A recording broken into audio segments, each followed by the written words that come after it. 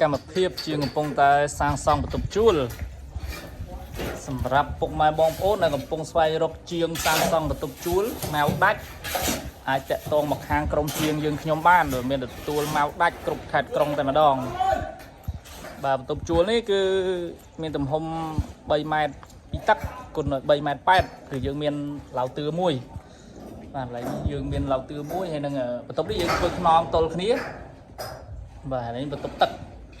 បាទគឺយើងអត់តាន់រួចរាល់ទេបាទខ្នងទល់គ្នាហើយខាងនោះគឺរួចរាល់ហើយមួយល្វែងហើយបាទហើយ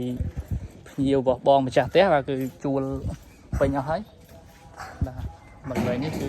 ជួលពេញអស់ហើយបាទហើយគាត់ធ្វើមួយល្វែងទៀតគឺគាត់តម្លាក់ឲ្យខ្ញុំម៉ៅ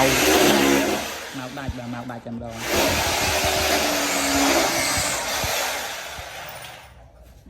ជាងកំពុងតែរៀបបន្ទប់ទឹក